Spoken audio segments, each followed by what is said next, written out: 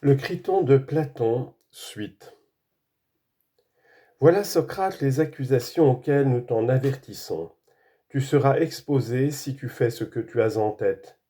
Tu y seras même exposé plus que tout autre Athénien. Et si je leur en demandais la raison, peut-être me gourmanderait-elle justement en me rappelant que plus que tout autre Athénien, je me suis engagé à leur obéir. Elle pourrait me dire, nous avons, Socrate, de fortes preuves que nous te plaisions, nous et l'État. Et en effet, tu ne serais pas resté dans cette ville plus assidûment que tout autre Athénien si elle ne t'avait pas agréé plus qu'à tout autre, au point même que tu n'en es jamais sorti pour aller à une fête, sauf une fois à l'isthme, ni quelque part ailleurs si ce n'est en expédition militaire. Que tu n'as jamais fait comme les autres aucun voyage, que tu n'as jamais eu la curiosité de voir une autre ville, ni de connaître d'autres lois, et que nous t'avons toujours suffi, nous et notre cité, tant que tu nous as préférés à tout, tant tu étais décidé à vivre suivant nos maximes. Tu as même eu des enfants dans cette ville, témoignant ainsi qu'elle te plaisait. Il y a plus, même dans ton procès, tu pouvais, si tu l'avais voulu, te taxer à la peine de l'exil, et ce que tu projettes aujourd'hui malgré la ville, l'exécuter avec son assentiment. Mais tu te vantais alors de voir la mort avec indifférence. Tu déclarais la préférer à l'exil, et aujourd'hui, sans rougir de ces belles paroles, sans te soucier de nous, les lois, tu entreprends de nous détruire. Tu vas faire ce que ferait le plus vil esclave, en essayant de t'enfuir au mépris des accords et des engagements que tu as pris avec nous, de te conduire en citoyen. Réponds-nous donc d'abord sur ce point. Disons-nous la vérité, quand nous affirmons que tu t'es engagé à vivre sous notre autorité, non en parole mais en fait, ou n'est-ce pas vrai? Que pouvons-nous répondre à cela, Criton? Ne faut-il pas en convenir? Il le faut, Socrate.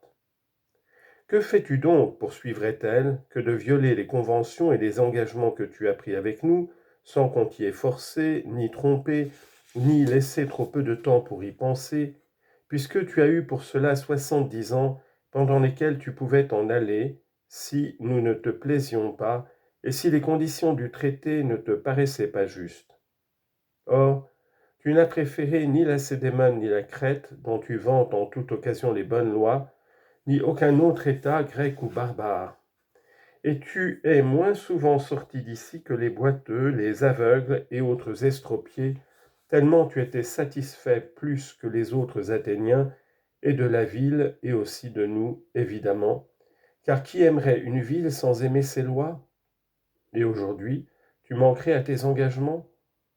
Tu ne le feras pas, Socrate, si tu nous en crois, et tu ne te rendras pas ridicule en t'échappant de la ville. Réfléchis donc.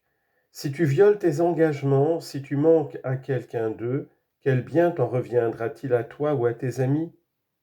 Que ceux-ci risquent d'être exilés eux aussi, d'être exclus de la ville ou de perdre leur fortune, c'est chose à peu près certaine.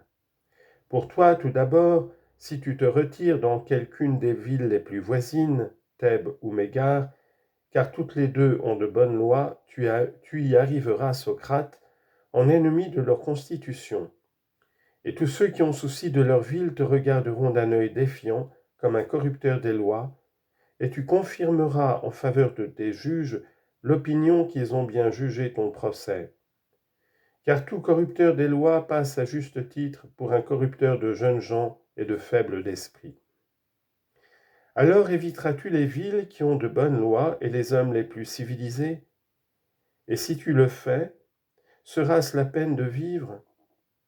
Ou bien t'approcheras-tu d'eux et auras-tu le front de leur tenir? Quel discours, Socrate? Ce même que tu tenais ici, que les hommes n'ont rien de plus précieux que la vertu et la justice, la légalité et les lois? Et crois-tu que l'inconvenance de la conduite de Socrate échappera au public? Tu ne peux pas le croire. Mais peut-être t'éloigneras-tu de ces pays-là pour te rendre en Thessalie, chez les hôtes de Criton. C'est là que tu trouveras le plus de désordre et de licence, et peut-être aura-t-on plaisir à t'entendre raconter De quelle façon grotesque tu t'es évadé de ta prison, affublé de je ne sais quel costume, d'une casaque de peau ou de tel autre accoutrement coutumier aux esclaves fugitifs, et tout métamorphosé extérieurement.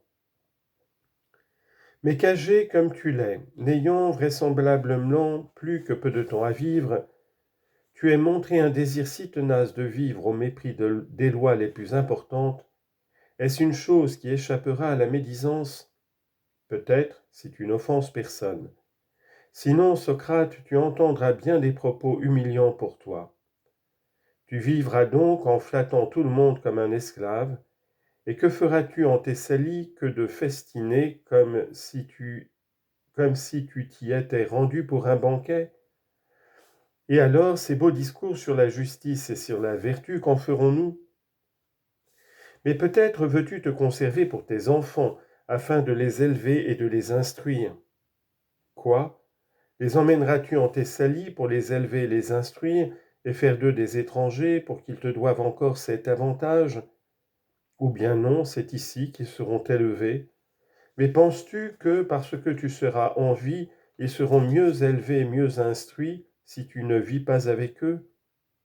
Les amis que tu laisses en prendront soin, dis-tu. Mais s'ils en prennent soin au cas où tu t'exilerais en Thessalie, n'en prendront-ils pas soin aussi si tu t'en vas chez Hadès? Si vraiment tu peux attendre quelque service de ceux qui se disent tes amis, ils en auront soin, tu n'en dois pas douter. Allons, Socrate, écoute-nous, nous qui t'avons nourri, et ne mets pas tes enfants ni ta vie ni quoi que ce soit au-dessus de la justice, afin qu'arrivé chez Hadès, tu puisses dire tout cela pour ta défense à ceux qui gouvernent là-bas. Car si tu fais ce qu'on te propose, il est manifeste que dans ce monde ta conduite ne sera pas meilleure ni plus juste ni plus sainte, ni pour toi ni pour aucun des tiens, et que tu ne t'en trouveras pas mieux quand tu arriveras là-bas. Si tu pars aujourd'hui pour l'autre monde, tu partiras condamné injustement, non par nous, les lois, mais par les hommes.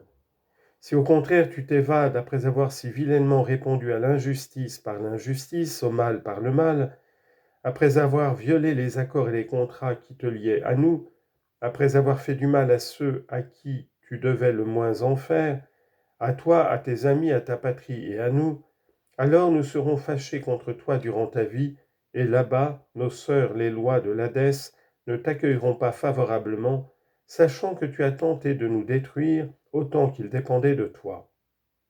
Allons, ne te laisse pas gagner aux propositions de Criton, écoute-nous plutôt.